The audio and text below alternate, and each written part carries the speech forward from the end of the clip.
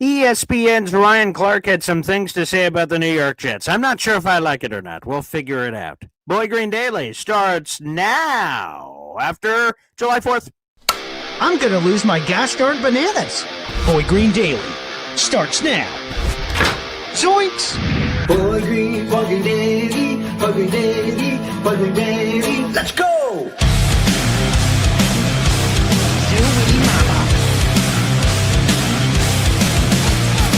Put your seatbelts on. Get ready for the ride. We're the freaking New York Jets, so we're built for this shit.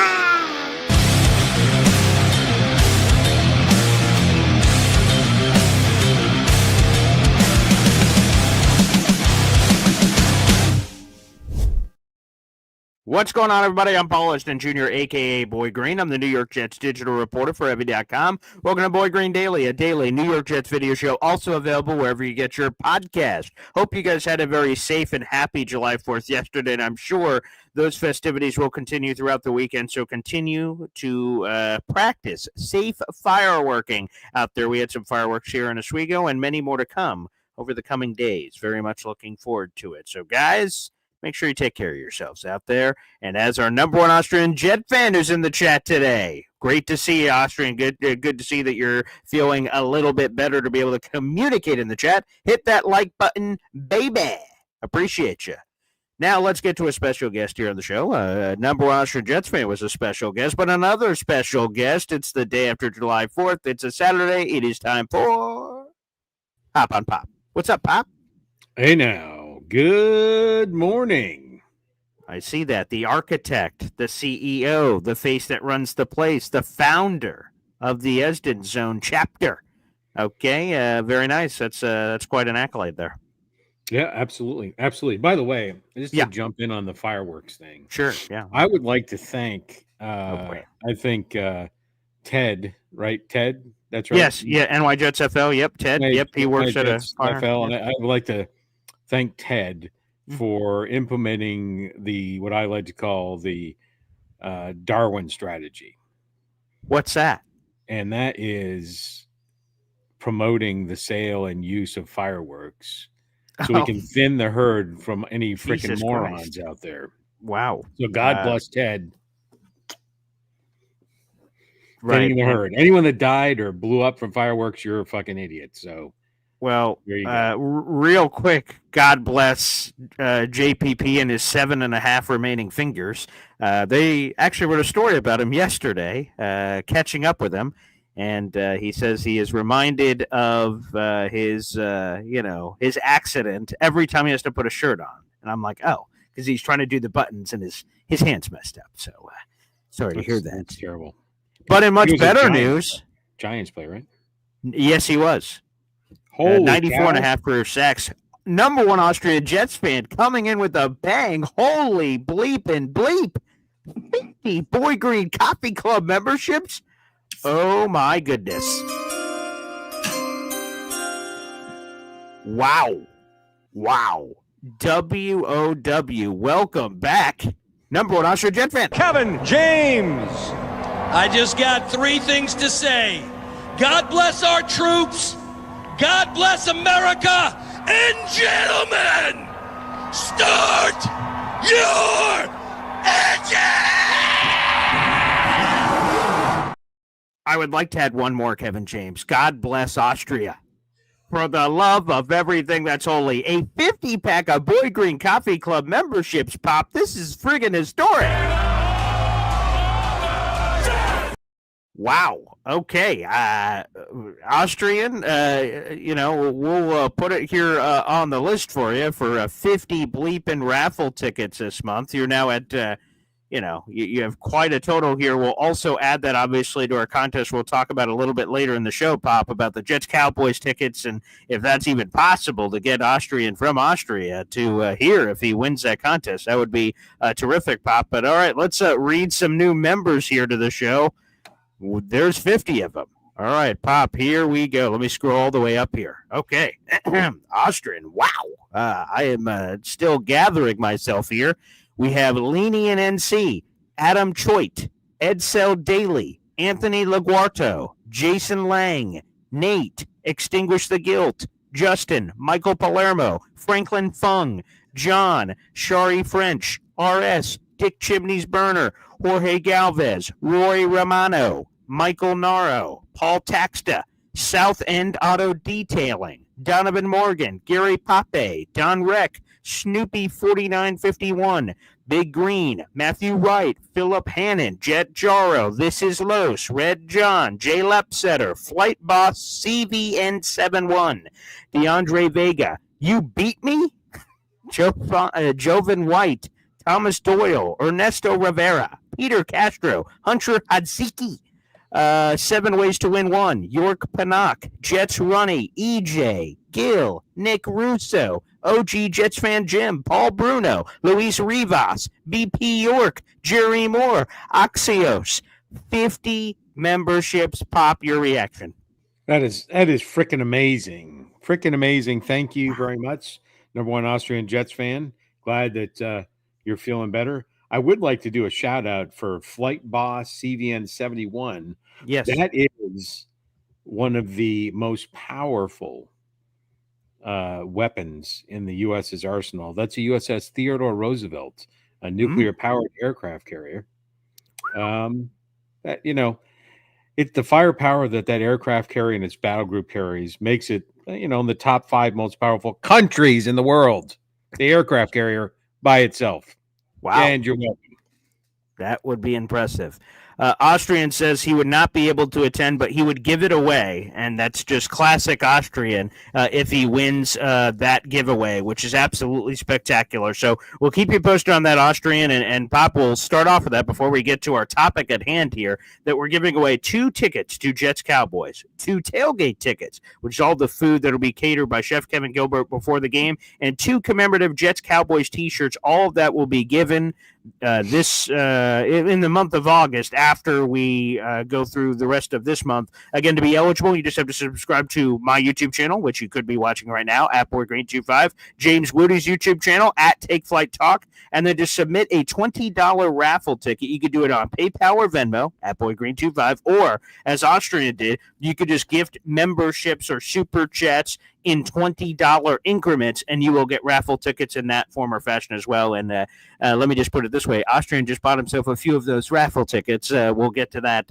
perhaps at a different time. So, wow. When you need help with the math, I'll let you know. That's not what I said. 7.5 raffle tickets, just for those in the cheap seats. Okay. Yeah, well, we'll put that in.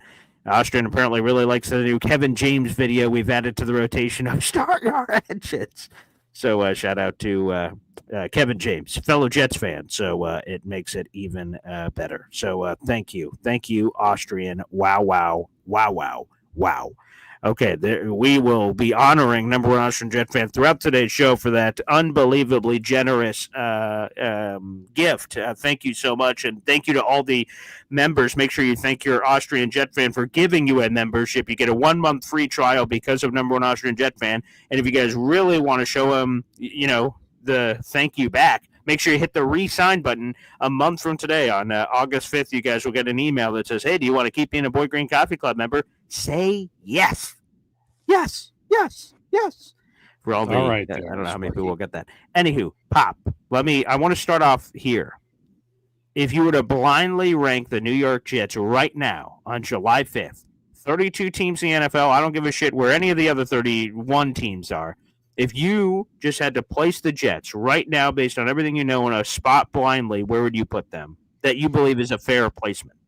Yeah, so and I'm not going. I have not looked at where they landed last year.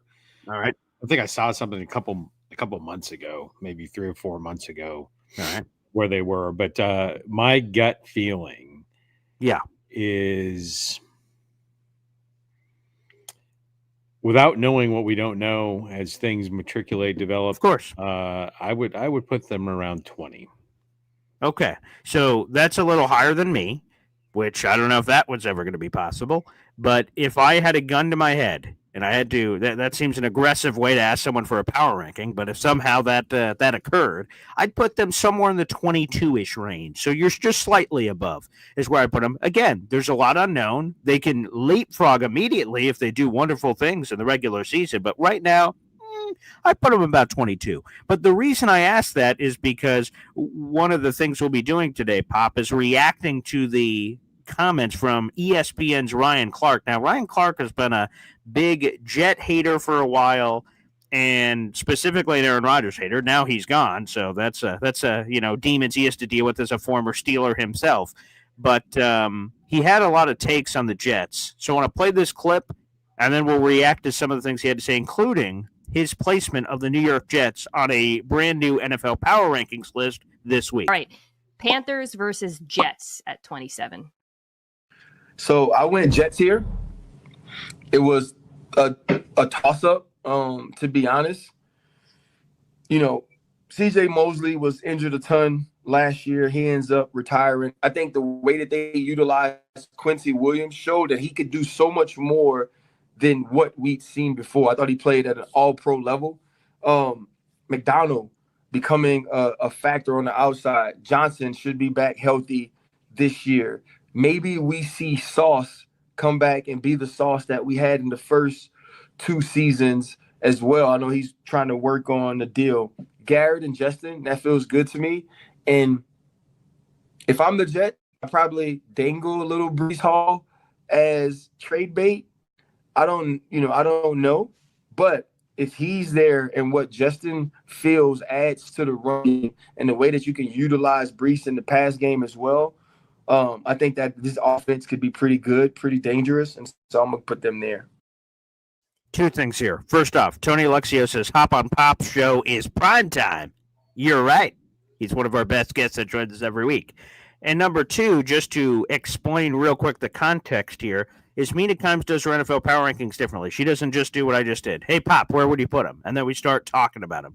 What she does is for every slot, starting at number 1, she provides 2 teams for her guest to pick. She'll go Chiefs, Ravens.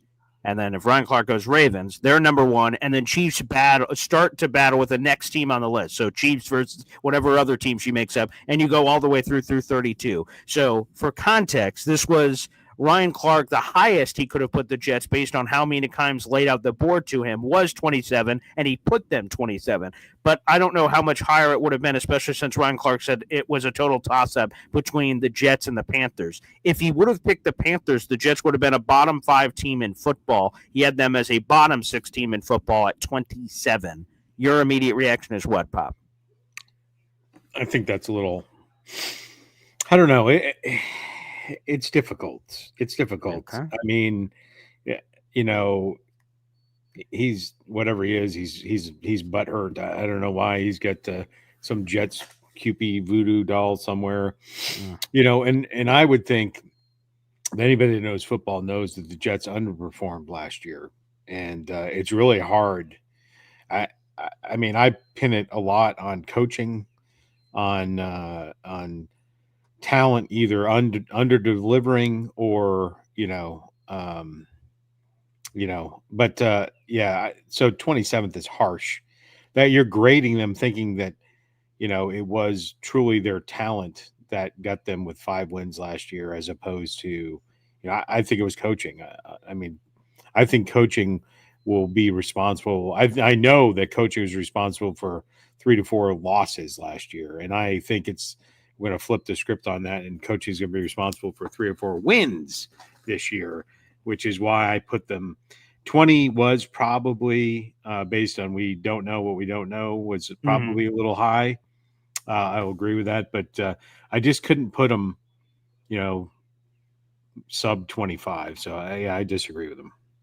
Yeah, and for context, Ryan Clark played the same game with Mina Kimes. She calls this segment of shows when she does these called the Power Hour, which she brings on a guest to help power rank the entire National Football League. A year ago, I don't know if it was today, but a year ago in the same time frame, Ryan Clark joined her show and put the Jets at 12th best in the NFL. She had a 15-spot drop based on whatever we saw, apparently, during the 2024 season. And I think unquestionably the Jets are less talented than last year. That doesn't mean they're going to be worse. They're just less talented when you go with the Rodgers and the Reddick and Devontae Adams and all go through the whole list of guys that they lost. Again, it does not mean they're going to be a worse football team. As a matter of fact, I project them to be even better because I think they're going to be a better team. And we've heard a lot of players make those comments this offseason about it, which, again, we'll see. So I think Clark was a little bit low on the New York Jets. And I wanted to throw a couple of the things he said. So, when a team is brought up, he just starts on all the teams in the National Football League, when it was time to talk about the Panthers or this team and this team, he just makes a couple of comments. And I'm just curious about some of these as we were going through. He mentioned the linebacker play and gave all this love to Quincy Williams, who I love, but he didn't mention Jamie Sherwood at all. So Ryan Clark, let's read up on our boy Jamie Sherwood for Pete's sake. Didn't give any love there. Where are you on the Jamie Sherwood train, Dad? Are you a big Sherwood guy? Yeah, I don't know if you remember. We can go back to the tape. Oh boy, here we about go. 10 months ago, Sure. right? I had him as a player to watch in our second preseason game, and that's really was his debutante ball, right? The coming out ball, not that coming out, but anyways, the coming out party, and he really showed up and showed out, and that was a portent of things to come, right? We didn't know what was going to happen to CJ Mosley. We didn't know that him, coming in and showing up at the right time was good. So I am on the train. It's a different spot this year, right? He led, he was impressive with the amount of tackles on the team in the NFL. Yeah, top 5. But now you're going from this guy that surprised us with his performance by stepping in to now, like, it's not like, ta-da, because even if he had been mediocre, like even if he'd been middle of the pack in the NFL, or even, in the top 30 in tackles in the NFL, the Jets fan base would have been happy. Oh, look at that, right? This guy came in week 2, whatever week it was. And it was week 2. Yeah. Yeah. So that was pretty good. So he comes in week 2 and he does amazing, right? I think we undervalued what he brought to the team last year based on from where he stepped out of the shadow realm into the light. So, and again, if he had been significant, nowhere near as good, we should have, he should have been heralded. So it's a little different. He's the primetime guy now. He got that paycheck, so I believe he will keep up to the billing. It is a different defense than last year. Yes. And so it'll be interesting. Yeah, it'll be interesting. I have faith in Sherwood. We trust. Do you have like a CJ Mosley doll off camera that you shivved last year to give Sherwood this up? Because that's the crazy thing to me is last year was the last year of Jamin Sherwood's contract. Through his first 3 seasons, one of those years was lost by a blown Achilles. The other years, he was in the middle of converting his body, going from safety to linebacker. So there was a lot of that in the mix. He was a special teams guy and a rotational player. That's it. CJ Mosley, boop, breaks every bone in his body, and all of a sudden, booyah, Jamie Sherwood comes in, and he's a top 5 tackler in the National Football League, which is my dad's stat of choice. So I imagine he was going to rank very high on your Mount Rushmore there. And then he gets paid as a top 5 highest paid linebacker in football. But it's crazy. What happens if Jamin Sherwood is the same player he was the previous 3 seasons? Does he re-sign with the Jets? Does he get lost in the sauce and never get his opportunity in the rest of the National Football League? Like, it's a wild NFL here, and now he's one of the leaders on the team that is starting this new era with Aaron Glenn. He's the first guy they paid, and we're going to remember that for a long time. So, yeah, that to me is pretty crazy. Where do you stand on the pass rushers? So Ryan Clark gave a tip of the cap to both Will McDonald and Jermaine Johnson. He expects Jermaine Johnson to be back fully healthy. He'll probably start training camp on the PUP list, physically unable to perform, and then be released off of it at some point during training camp. We saw that same thing happen with Breece Hall. It's sort of a cautionary thing that they could do. Will McDonald coming off a 10.5 sack season pop, but 8 of his 10.5 sacks came within the first 7 weeks of the season. He only had those 2.5 sacks in the final 10 games. So you can, depending on your perspective, that can be a positive or negative thing. A positive thing like, oh, shit, there's plenty left on the meat. He just didn't seize it. Or like, maybe he just got lucky with some bad teams. Like he had 3 sacks against the Tennessee Titans in week 2. Their offensive line isn't great. Did he just beat up on bad teams? What's your take on Willie? Yeah, so I WD4 dropped to 0. Sure. See what I did there? I did. He, Yeah, very impressive. Very nice. Yeah. I don't think he's either of those players. So I don't think he's the 8 sacks in the first handful of games, nor do I feel he's – I think he was, the entire team. And I'll go back to what you said a minute ago. Let me back up. Yep. Anyways, Sure. I think the Jets improved at every one of those positions that people left. Aaron Rodgers replaced by Justin Fields. That's a win. Okay. Right? Devontae Adams, don't let the door hit you in the ass on your way out. That's a win. What? He disrupted. Come on, Dad. He Come disrupted on. the All right. wide receiver room. He took away the food from Garrett Wilson's children. And Hassan Reddick was nothing more than a cancer. And that cancer eroded WD4, in my opinion. All right. Okay. And so, and he came in, caused problems, and I think his fat ass got like a half a sack in 12 games or whatever it was. 2 half sacks ended up being 1 sack on the season. Yeah. I'm glad. Well, how much did he get paid per sack? That was, anyways. So he caused problems. I think Will McDonald is somewhere in between there, the 8 and the 0 and the 10. I think he will have no problem reproducing 10 sacks again this year. No problem. It'll be spread out. He'll be definitely have the opportunity to provide that pass rush. Absolutely. So I believe in him.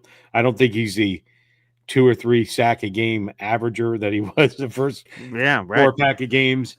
Nor do I think he's the absent, phoning it in that Hassan Reddick did. And by the way, I cannot wait till Hassan Reddick implodes this year. Week 3, Jets Bucks. Yeah. You think he's going to explode? I think he's going to implode. All right, there we go. Again, we'll get an opportunity to see him. Week 3, Jets travel to Tampa Bay to open the season against not open the season, but they'll be playing them in Week 3 against the Buccaneers. Real quick on Jermaine Johnson, what are fair expectations for Jermaine? He's coming off a torn Achilles, which is it's so I don't think people give this enough credit, right? They're like, Aaron came back, and while he didn't look the same, like he came back, Kobe Bryant came back, and all these people came back, and that's true. But a pass rusher needs their explosiveness more than other positions, and that's such a big piece of the puzzle here. And the Jets not adding a lot of other defensive ends this offseason puts a lot of pressure on JJ that they obviously must expect him to become the same player, if not a better player than he was before. And again, not that I'm doubting Jermaine Johnson, but that is a lot to put on a young man's shoulders. Yeah, I'm with you. I think it's going to be we should have guarded expectations for him, right? Okay. He had a solid 2023 with he put up an 8-pack of sacks. Yeah, very nice. And it'll really see how training camp goes, how the first week or 2 of the season. I think he might get to 8, but I think we should balance our expectations, right? He's not going to be in double-digit sack numbers coming off that injury, but I think he will be a solid producer. All right, let's finish up with a couple more here, and then we'll get to whatever you have on the docket. Then we'll open up the phone lines here. Again, these are just comments Ryan Clark made, and then we're just sort of bouncing off of some of his takes that he had. He said, maybe we see Sauce Gardner come back to being the Sauce that we saw in the first 2 seasons, referencing his first-team All-Pro seasons. And this is just what I would say in a very simplistic way. Tell me if this is oversimplified. We've seen 3 years of Sauce. 2 of those 3 years, regardless that they're the first, 2 of those 3 years, he was a first-team All-Pro. Data would tell you it's more likely he's an All-Pro than the outlier because that happened more often through the 3 years. And on top of that, his head coach played corner for 15 years, was a former superstar Pro Bowl corner himself. So I would imagine that sort of focus and attention. I heard Sauce on the Pat McAfee show the other day talking about how he loves a defensive-minded head coach and the extra TLC that comes with that for all these defensive guys. My gut would say Ryan Clark's right. Sauce is more likely to return to that same player he was to start off his career. What say you? Yeah, so I would say it's not. I think you have maybe oversimplified it a smidge. Okay. All right. But I would say every person's different, but what is the keys to being a cornerback, right? It's the skill set, it's the speed, right? The things that Sauce doesn't do good necessarily aren't going to get better, right? He's played cornerback. How old is he? 23. 24, maybe? Let me see. Right. So he's I would say 24, I'd say. let's say he's played cornerback a decade. Yes, he's 24. Turns 25 right before the season. So let's say he plays cornerback a decade. He has All played right. cornerback a decade. Yeah. So he is what he is, right? Dogs don't normally learn new tricks. He's not going to become an intercepting machine. And I think some of that is based on how he plays, the techniques he uses, et cetera, et cetera. And you can't really change that. So will Aaron Glenn be able to come in there and give him some nuances, some things that he learned in the NFL, and can Sauce be a better cornerback for it? 100%. But unlike, cornerbacks rely on speed. Now, did he lose a step? I don't know, right? I didn't time him, right? And if some of what we call the down year last year, although he was still, a solid cornerback, even though it was air quotes down, was it because he lost a step? That will become pretty apparent right away. So I think it is possible he could have a rebound. I think it's more possible that he returns, delivers solid play, but all pro, I think it's too soon to tell. Yeah, and again, not to beat this down too much, but if a player does something in 1 year, that can be a fluke. I could totally see 1 year someone being a star or stand up. To your point, Jamie Sherwood, right? He came. No one knew about Jamie. They're like, who the hell is this guy? Where the hell did this guy come from? There's no tape on him outside of what he did at Auburn. So there's nothing there. The real test to me is the following season. Okay, now we know who this bastard is. He's not going to surprise us. We've got this guy circled on the old stat sheet. Let's see what he does. So for me, Sauce being a first-team All-Pro his first year, and everyone's like, all right, now let's stop fucking around here. Now we got him. Second year, oh shit, first-team All-Pro again. That just seems like less of a fluke. It feels like more that is who he is. And last year, his head coach being fired 5 weeks into the season, and then the defensive coordinator having his arms pulled in 30 different directions. I think that affected Sauce. Now, should that have affected Sauce? Probably not. He's a professional. He's got to figure it out no matter what bullshit's going on around him. But you could explain that to me. I'm like, okay, that sort of makes sense. What would throw him off in the middle of a season of dysfunction and all kinds of bullshit? That is the thing that happened? Okay, you could sell me on that. But ultimately, the proof will be in the pudding. We'll see how he responds, obviously, to this new coaching. One last nugget here from Ryan Clark, though, I think is worth discussing. We don't spend a lot of time on it, but he said, if I'm the Jets, I probably dangle Breece Hall as trade bait. Also, in the same breath, he says, if he stays there, him and Justin Fields are going to go crazy. Breece can excel in the passing game, too. He believes this offense could be, quote, pretty good, pretty dangerous. So he sort of talked out of both sides of his mouth with the potential of dangling Breece Hall as trade bait to a contender, and also the potential of what this unit could be if they end up holding on to him. Your thoughts on a topic we have, speaking of beating a dead horse, Breece Hall trade stuff we've been talking about for months.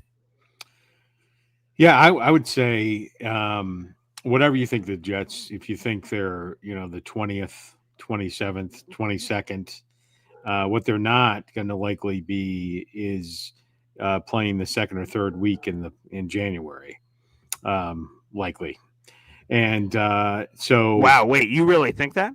I think they will not be playing the second or third week in January. They won't be.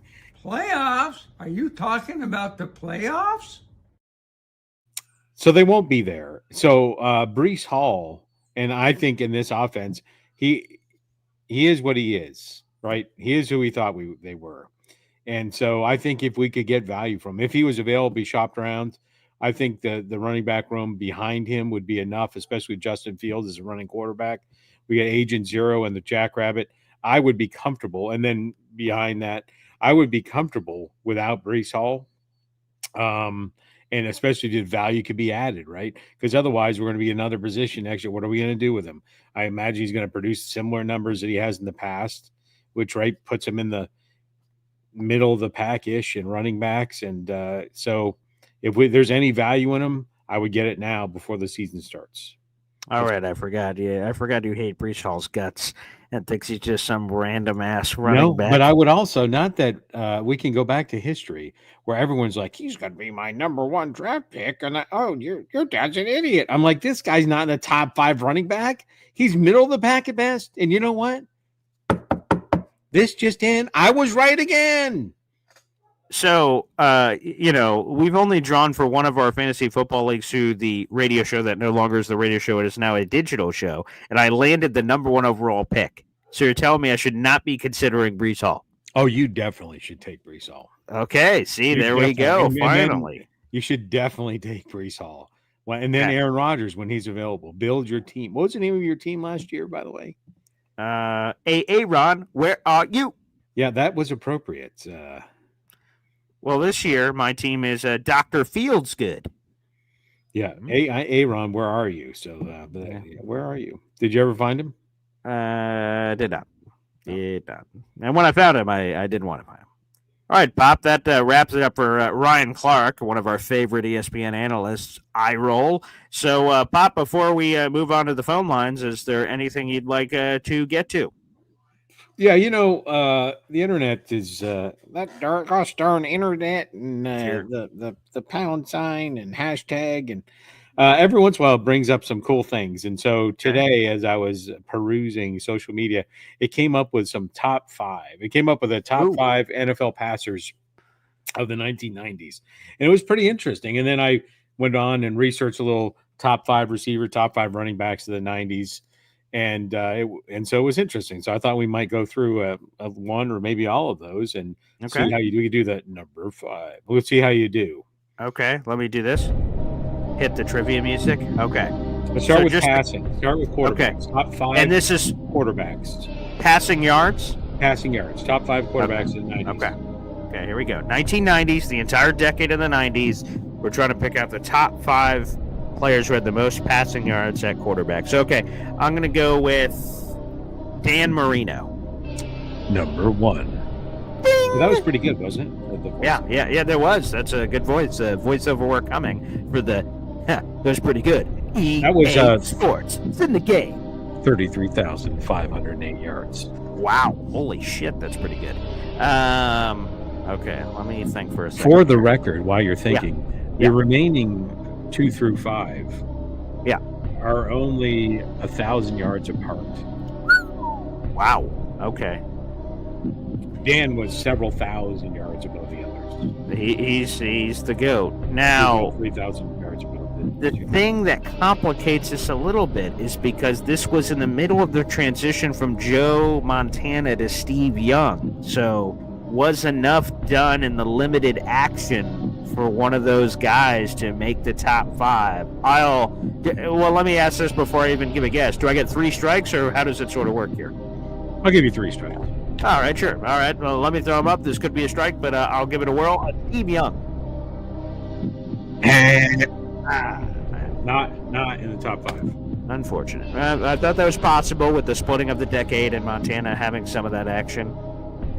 My problem, and I'm not submitting this as an answer, my problem is I don't think Troy, while he is the man of the 90s, the triplets and all that, I don't think he would have had enough to be in the top 5 passing yards. A lot of that was getting fed to Emmitt Smith. Is that?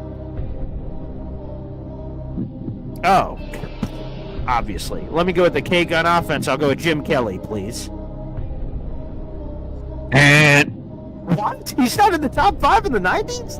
Went to the Super Bowl 4 times? The K-gun offense? Oh, boy. Wow. How did he not make the top 5? Oh, my good golly. All right. By the way, Steve Young took over as a full-time starter in 1991. Yep. See, there's a split ski there. That's pretty much the entire 90s. But that isn't. A season loss, that's a lot of yards. And you're saying that these other 4 guys are all close, so every year counts. For shits and giggles, I don't think he is, but I have to. Troy Aikman? Number 5. Really? Ding. Okay. Holy shit. Didn't think he was going to make it because of all that. Imagine how much higher he could have been if he didn't have Emmitt Smith. Wow. Okay. So I got 5 and 1. That's sort of weird how I landed there. Now I need the meat of this sandwich. Come on, Paul. For the record, Steve Young, 27,656 passing yards. Okay. Let's go. Give me a John Elway. Number 4. Okay, very nice. Okay, I need 2 and 3 now. 2 and 3 now. Come on, Paul. Think of the 90s. Think of the 90s. Think of the teams of the 90s.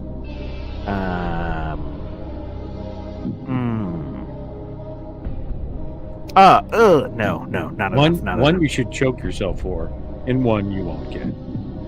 Wow. Okay. Okay, so I can't put that guy on, take that guy off. He didn't. There wasn't enough there. Let me try to think of like who else was in '83. So it was Elway, it was Marino. Oh, Ken O'Brien, Kenny O. Well, that's the three strikes. There's three Yeah. strikes. Okay. All right. Cut off the music. All right, give it to us, Pop. Number 2, Okay.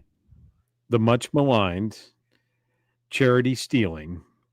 Kiss. Oh, Brett stealing. Favre, of course. Brett Favre. That's a terrible one. I should have got that. Okay. And number 3, which is probably misleading. I don't have it in front of me, but I imagine the number 3 should be number 1. I'd have to look at the years, but number 3 should be number 1 if all football played counted. Warren frickin' Moon, number 3. Oh, because part of that was spent in the CFL. Oh, interesting. Okay. Warren Moon. I should have gotten that one too. So there you go. Should have definitely got that one. Okay. You ready to All move on to running backs? Here we go. Hit the music, baby. All right, here we go. You will get 3 of the 5. You will not get 2 of them, just so you know. There's no way. I am a former running back. I pride myself on running back action. All right. Okay, give me Barry Sanders, baby. Number 2. Ding! Give me Emmett. Number 1. Boom! Ding! Okay, here we go. By the way, after that, it drops off precipitously. So they were both racked up over 13,000 passing yards. Rushing yards, 90s. Rushing yards in the 90s. After that, it's a... By name value or by production? Production. Okay. Boy, the 90s were such a great era of running backs. Okay, I got to be careful here. I don't want to be messing around with strikes. Okay, let's go through guys in my head. Okay. This is purely just rushing yards, so sorry, Roger Craig. I'm not putting like a guy like you in there. Marshall was too late. There's not enough Marshall years in there, so take Marshall out. Marshall? Marshall Falk. I'm saying he's too late in the decade. Okay. Give me Thurman Thomas, Buffalo Bills. Number 3. Ding! Okay, here we go, baby. Here we go.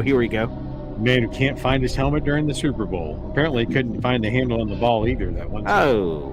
Okay, you gotta get 3. So I got 3. By the way, he did not crack 10,000 yards in the 90s compared to the north of almost 14,000 for the other two. Okay, there's a certain Golden Domer that I have in my mind, but I can't remember the year he was drafted. I'll put him up there, though, just in case. It's worth a strike because, like, let's see. So he would have retired in 2006. So that's Jerome Bettis, the Bucs. Bastard. Strike 1. Okay, all right, here we go. Thank you, EA Sports voice guy. Okay, come on, Paul, you big dumb bitch. Okay, so Walter Payton sweetness, was there enough there? So, but he was in the 85 Super Bowl, which would have been the year of 86. That's a lot of years of waiting around. I don't think that's enough. Okay, come on, Paul. Who else? My pop doesn't think I'm going to get him, which makes me want to get them even more. Okay, think about the teams in the 90s, Paul. Okay, come on. There is a time limit on this. Okay, sorry, man. Oh my goodness. Oh, I don't know if the year's gonna be right. No. Wait, I can't go him. Much cakes. This one's a stretch, but I'll give you a hint if you want a few hints. Oh, okay, sure. I'll take hints. Yeah. Not a Jet. Oh, well, that's I don't know if that's much of a hint, but let me go with oh my God, come on, Paul, get his stupid name. I see him in my head. Bo Jackson. Okay, one strike left. Strike 2. It's like a name that's not my submission. A name that came to my head was Marcus Allen, but I don't think that lined up, so I got to put him aside. John Riggins, nope, that wouldn't have lined up. Not only wouldn't it have lined up, you'd have to rush for a significant number of yards.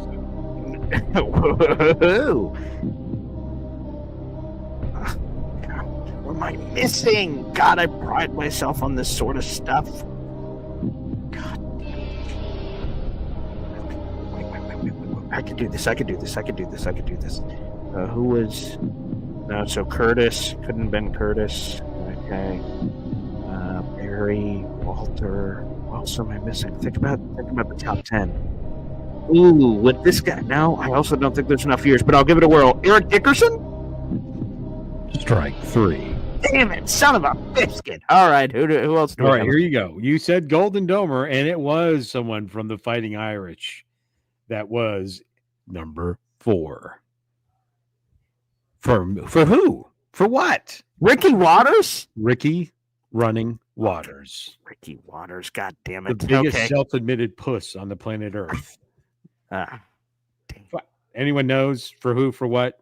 He went over the middle, retracted his alligator-armed pass against, when he was a Philadelphia Eagle, I think it was against the Cardinals, believe it or not. And when asked in the press conference afterwards if he intentionally, why he didn't catch the ball over the middle, and his quote was, for who, for what? By the For who, way, for what? And I believe that's keeping him out of any you accolades. just said what I was going to say. I am fully convinced that the sole reason this insert name is not a Pro Football Hall of Famer is that. Now, technically, if you look at the Hall of Fame guidelines, things like that are not supposed to affect your candidacy. But obviously, the people that are making these decisions are human. So obviously, that has to be considered as well. Okay. And who's the last guy I'm missing here? I'm just pulling up real quick Ricky Waters stats. Yeah. Right. His career stats were 10,600 rushing yards, 4,000 receiving yards. All right. 10 seasons in the NFL. What were his 10 seasons in the NFL from starting to when to end to when? Hold He on. might have officially fit right in that decade, I imagine. Yes. Yeah, because he had 9,000 yards. So he okay. So there you go. He had 1,000 yards. He retired in 2001. Okay. And number 5 is one you would not get. Okay. You would not get. His name is also Barry. His name is Barry Foster. He's the running back for the Pittsburgh Steelers. But it was a precipitous drop off in that Ricky Waters, 9,000 yards. Barry Foster was about 6,000. So it was that top 5 went from 13,000 to 6,500 yards. So Foster, fair enough. Doubled. So number 1, Foster, fair enough. I wouldn't have gotten that one. Ricky, maybe I could have got that. That's a name I wouldn't have thought of. Obviously, I know who Ricky Waters is. So interesting. Okay. All right. You said we got a wide receiver one now? Yep. Wide receivers. This should be, I imagine you're going to get 4 of the 5. Okay. Hit the music guy in the back. All right. Wide receivers. Again, this is the most receiving yards within the decade of the 1990s. Okay. I'm going to take this layup that I believe is a layup, but hey, everyone who thinks it's a layup gets blocked from behind is on that Sports Center not top 10 list. I'm going to go with Michael Irvin, part of the 88 club. Number 2. Wow. Okay, that's higher than I thought. Ding! Okay, here's one off the beaten path. Steve Largent. Wow, he wasn't in the top 5, son of a... Okay. We can recover from this. That's all right. Let me go with the king, Jerry Rice. Number 1. Okay, cool. We're 2 in now. Okay. This guy. Well, I was wrong on the other, but I'll give it a whirl. Andre Reed? Oh boy.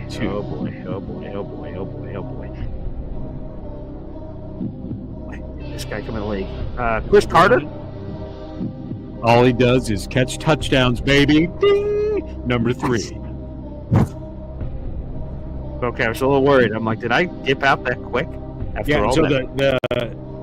this top 5, the middle 3 are all very close, and that's Michael Irvin, Chris Carter, and this other person. Okay. So when did this guy come into the bleeping league? It's too late. He wouldn't have had enough of a run in the 90s. My boy Theo, unfortunately not. Randy Moss was too late. I'm pretty sure he came in that Chad Pennington draft, which was like 2000, so he's out. Okay, come on, Paul. Let's think for a second. So we had Jerry, Irvin. Okay. Who else am I not thinking of? Nope. I don't want to think of. Would you like sure. to hint? Oh, yeah, okay. This wide receiver is the only wide receiver on the list that won the Heisman Trophy. Oh, no. Now that's thrown me off with another name that could be possibly. How many wide receivers do you know that won the Heisman Trophy? Tim Brown? Tim Brown, number 4. Although a lot of people in Think about Syracuse that. are. How many wide receivers have won the Heisman Trophy? It's not many. I don't know the answer, but the answer is not many. A lot of people in Syracuse are upset around here because they thought Don McPherson got the Heisman stolen from Tim Brown. So, a sensitive subject here in Syracuse. Okay, how many do I have left? By the way, 4 wide receivers have won the Heisman. There you go. And 2 in the 20s. Yeah, I was just about to say, I think Devontae Smith was one of the two. Desmond Howard. Tim Brown, Devontae Smith, Travis Hunter. All right. The last one. So I'm missing one left? One left, 1 strike to go. Okay. Wow. No pressure. And where is this guy on the list? Number 5. Okay. All right. So come on, Paul. Come on, clear out a list. I have an ultimate hint to give you if you want it. Your last lifeline on the show. Your last lifeline. Use my lifeline, I guess. So sure. All right. This is of all the 3 lists we went through, of the 15 players, of the top 5 in quarterbacks, running backs, and wide receivers, this is the only one that played for the New York Jets. Okay, he played for the New York Jets. I don't want to overthink this. He played for the New York Jets. Can you give us some more information, Paul? Well, yes, I can. He played for the New York Jets 5 years in the 90s, and it was a significant contributor to him being in the top 5 wide receiving yards in the NFL. It can't be Keyshawn. There wasn't enough time. Well, let me see. No, couldn't be Keyshawn. And that wasn't enough production. Oh my God, this is going to twist and turn me. Whoa, wait a second.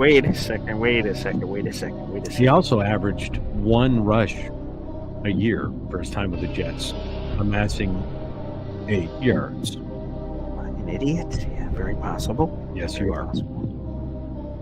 Oh my, I can't not get this now. Come on, Paul, what the bleep?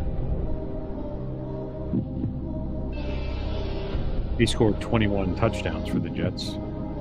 21 touchdowns? Oh my God. Come on, Paul, you big dumb idiot. What are we doing here? Oh, okay. Okay, come on. It's got to be Wesley Walker, baby. And what? Rob Moore. Syracuse product, son of a bitch. I just thought of that name, but I'm like, nah, that's not enough. Wow. This is awkward. It's awkward. Wow. That name crossed my mind, but I'm like, no, Rob Moore wasn't enough. Like, it's Syracuse guy, too. Supplemental draft pick. I'm like, that wasn't enough. Rob Moore. Son, that's embarrassing. That's embarrassing. Fucking fuck.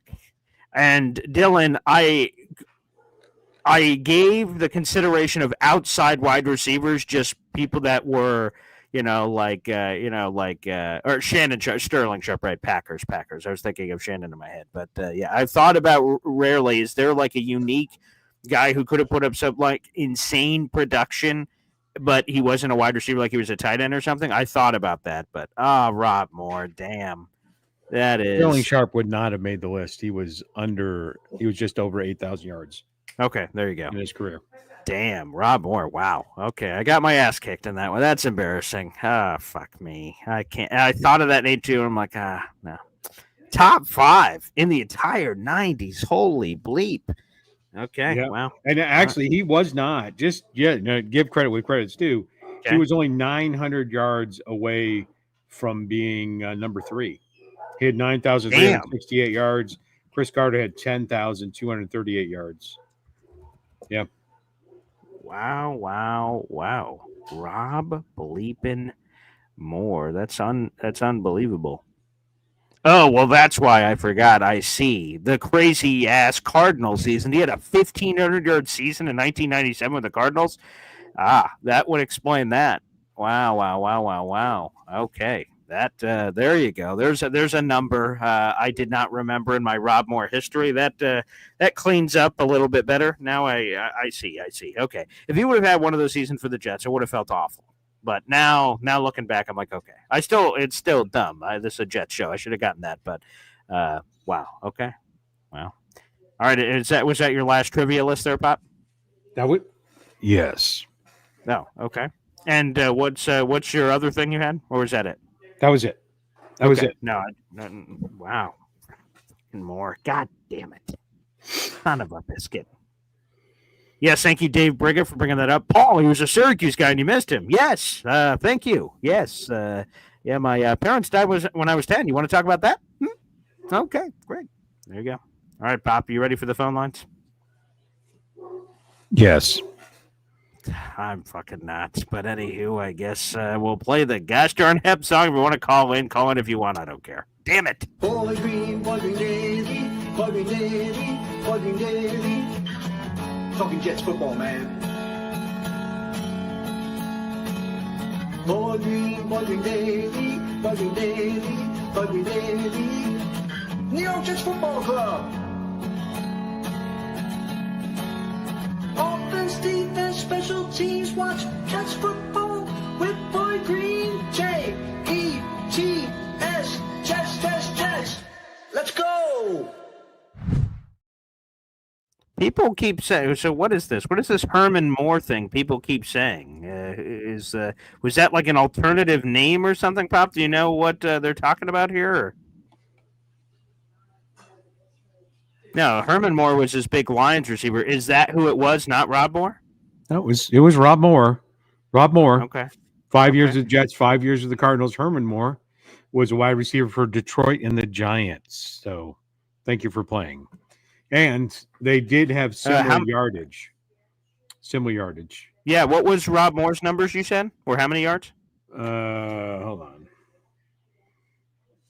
93.68. Yep, that's okay. Yeah, because I'm looking at Herman Moore's numbers. He got 200 yards massive, more in the 90s than Herman Moore was, 90. How many yards? What's that? 93.68 for Rob Moore. Herman Moore was 91.74. Okay. Rob Moore had 628 receptions. Herman Moore had and you had to take some of that away because he had 400 yards in the 2000 season, so he was in the 8,000. So okay, good. No, I just want to make sure because I was getting a lot of text and messages. He was talking about Herman Moore. I'm like, what? No, Rob Moore. Okay, thank you all. So Rob Moore officially attempting to correct me, but no. Nice try. There you go. All right, let's go to the phone lines. Ricky, New York Live. You're on the show. What's up, Ricky? Hey, what's happening, Paul? How'd you do on that trivia? I was doing okay. I was doing better on the running backs, and then the receivers. I got the first couple, and then not so well on the rest. Which, by the way, completely unrelated. But who was the other wide receiver across from Ed McCaffrey in Denver? Like, I was trying to think of his name during that, and I just couldn't. I'm thinking of every other receiver there is. I'm going to have to go double check that. Let me see. We go like 19. I mean, I've come up with everyone from Demaryius Thomas, Amani Toomer, or like every name you can think of, but I just, for whatever reason, Rod Smith. Rod Smith. That's it. Damn. That's it. Yeah, for whatever reason, I just could not think of his name, and it was driving me nuts. I went through the same thing in my head. So we go 90s. I'm like, okay, think about the teams in the 90s, Broncos, this, that. And then I'm like, obviously we had TD. So he's another one I probably should have considered for the list, but he played so short that I wasn't sure if it all lined up. So TD is someone I should have thought for the top 5 list that he didn't end up being on it anyway. And then I'm like, who would it have been for Denver? That's what I was thinking in my head. Yeah. Yeah, that's kind of, but see, that's because it was for the 90s, not like a 10-yard stretch, but just the 90s only.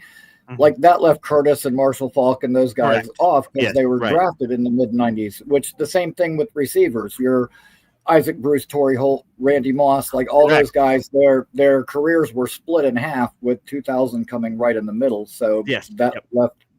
That's where I had a problem because I thought of all kinds of names and I went, oh no, drafted in the mid 90s. That's not going to work. So that's Dan Marino, right?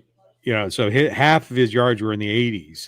So he was just outside. I don't have the top 10, but he was just outside of that, right? So he was right, like number 6, maybe, right? Because his career, he did the whole 1990 to 1999.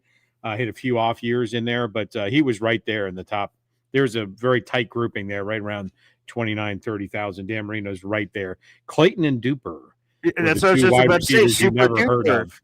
Clayton and Duper. The only reason they had anyone ever knew their name, they had the fortune of catching the ball thrown by Dan Marino. So that's exactly what I was going to say. But isn't that crazy though? That Dan Marino's number 1 and number 1 by this massive amount, but none of the receivers make the top 5. Like because of apparently spreading it around, but I was about to go Clayton and Duper, Super Duper, baby. There you go. Very nice. Well, I might have not had all the trivia answers, but let me say this about that. Okay. I will take a top 10 all time over a top 10 for any particular decade anytime. Ooh. Okay. And all right. I'll keep that in mind. Curtis Martin, Barry Sanders, only guys with 1,000 yards start to finish for 10 years straight. And Love that.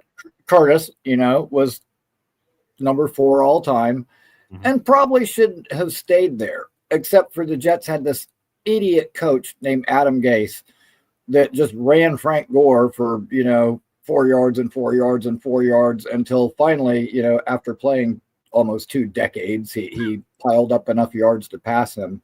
Yeah. Ironically, Curtis got passed by Frank Gore, and he also got passed by LaDainian Tomlinson on the all-time list, and they were both Jets when they did it. Wow. Hey, Ricky, got not to correct you, but Emmitt Smith had 11,000 yard rushing years in a row. 11, not 10. I would tend to disagree with that. Starting in 1991. He may have, but was it for the first 10 years of his career, rookie year? Yeah, no. So it was 11 years in a row. It was not his rookie year. He only gained 940 yards his rookie season. Okay, and the year after his 13th year, that would be the difference. Curtis did it, and Barry did it as rookies. Right. So he missed it. He had 950, 975 on the ends of 11 seasons in a row of 1,000 yards. So he didn't do the first 10. You're absolutely correct. Right. And as you're saying that, I realized anytime they mention that Barry and Curtis record, they always say started their career with 10,000 yards. Specifically. So, right. So, yes, I guess the wording definitely comes into play there. But while we're talking running backs, let me get to your Breece Hall take, which I, of course, disagree with. I think that Breece Hall is going to be a big part of this offense. I think unlike our last coaching staff, where, it took 9 weeks for our OC to realize Breece Hall could catch, I think they're going to find creative ways to get him the ball. And it may not be what they did with Gibbs in Detroit, but it's going to be a lot different than what we've seen recently.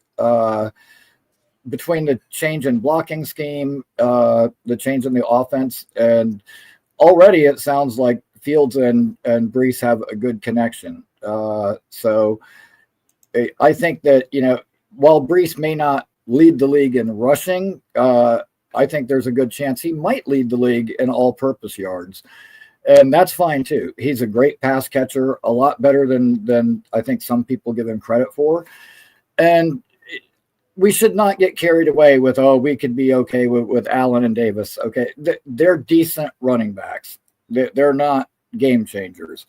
There's a reason that Breece was drafted in the second round, almost the first. They were trying to trade up to get him, and the reason those other guys were mid-round picks. Yes, you can find a running back later in the draft. You can't find an elite one later in the back. And Breece, when he's healthy, is elite. Make no mistake. Think about the Green Bay game. Think about the Denver game, right before the game that he got hurt in. He looked like one of the best backs in the league, and he was. Now, I think that coming off an injury is hard. Coming off an injury and walking into a Nathaniel Hackett offense for 2 years with Keith Carter leading your offensive line is a nightmare for anybody. But I think we're going to see a huge bounce back from Breece. And guess what? Back when Aaron Glenn and the Jets were in the playoffs in '98 against the Jaguars, they won that game because Curtis Martin had 182 all-purpose yards, catching and running. So I think we're going to see a lot more of a balanced attack, and I think we got good things in store for us. Yeah, Ricky, I don't dispute that Breece Hall could be used as a multi-purpose back. He can bring a lot of value to the table. Absolutely. My opinion was and is that we could get value out of him that could make the Jets better. That I agree with you in the right scheme, and he was not properly used for the majority of last year and only half the year before that. He definitely does bring talent and can be utilized as a versatile weapon. He also could be worthwhile on the trading block because I don't think the Jets are going to pay him $10, $12, $14 million when his contract runs out. That was my point, but I agree with you. I don't think that they're going to pay him big dollars either. Me personally, and as a person, this isn't what I want to do because I would feel terrible for him. But if I was a business owner, which, that's what he is a business owner, I'd keep him next year. I would tag him, keep him for one more year, use up the best of his years, and then move him on to next year. Play tag. And let's say you do that, right? So he has this very interesting year where you consider using the tag in 2026. You use the tag. Let's say it's another year. Tag him in 2027. Like, you could just keep playing. And again, it's unfair to running backs, criminally unfair, but it is what it is. That's part of the game. And then once you do all that, then you just go, okay, now you can go if you want. There's the door. So, right. And by the way, also, when you guys were talking about your tattoos yesterday, the thing that they put on your arm when they get ready to do your tattoo, that's the stencil. Stencil. That's the stencil. So, yeah, I was listening to that, and Boy Green, don't feel bad. Okay, I've been tattooed over 50 times, and I did have one time where I passed out. It was only for a couple of seconds, but being a tattooer for 30 years, I've seen the best of them pass out. All right, great. I've tattooed, athletes. I've tattooed all kinds of people, and you'd be shocked at some of the people. I had a guy when I was working in Orlando that I knew the guy was getting ready to go out. There's usually telltale signs. You'll start sweating real bad. You get real pale. And the worst thing you can do is try to stand up or move in that situation. At any rate, as soon as I saw that he was getting ready to go, I set my machine down, grabbed a hold of his bicep, which was about the size of my thigh. And man, this guy pulled me all the way across his chair and onto the floor with him when he went. I wasn't holding that guy up. Yeah. But it was, God, I just thought about this as I was telling this story. I'd forgotten about this part, but the guy gets up and he's got a bump on his head. Like he busted his ass pretty good. And usually when people come back from that, they have no idea what happened. Like, so we'll ask him, like, do you know who you are? Do you know where you are? And this guy was clearly rattling. He's like, what happened? And our manager, George, looks at him and he's like, well, he got done with your tattoo and you said you didn't want to pay, so I knocked your ass out. And the guy was just like, what? And then we all started laughing. He's like, no, man, you just got lightheaded. It's fine. Don't worry. But dude, that was, oh my God. George passed a couple of years ago, but I loved that guy. He was one of my closest friends. And whenever things were tense at the shop, like George would walk in and it just always, broke that tension and made everybody in a good mood when he was around. He was an awesome guy. Career Army guy. Anytime we went to conventions, we always had to stop at Fort Bragg along the way. But awesome dude. And I had forgotten all about that part of the story until I started telling it. But well, that's awesome. Thanks for sharing the story, Ricky. I appreciate it, man. All right, man, guys, have a good day.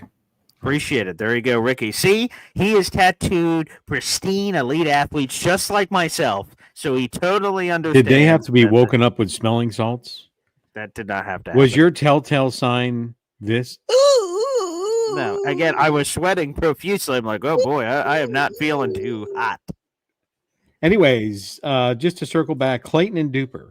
They both the reason they weren't on the list, they would have been on the edge of the bottom, towards the bottom, but they almost both got identical yards. And they were split from the 80s to the beginning of the 90s. And they both ended up their careers just under 9,000 yards. Both around 8,900 yards each.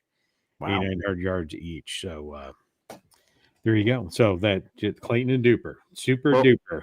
Well, real quick, Scotty's asking, we have a Patriots fan in the chat. He said, BG, what's a permanent ban for a Patriots fan? Scotty, I'll tell you that. You give me $100, you want to send that over, we'll permanently ban the Patriots fan. So if that's a price you're willing to pay, there you go. It's £100. Is that a good price, Pop, for permanently casting someone into the shadow realm? I think it's appropriate. The problem is they can just come up with a different name and then show back up 5 seconds later.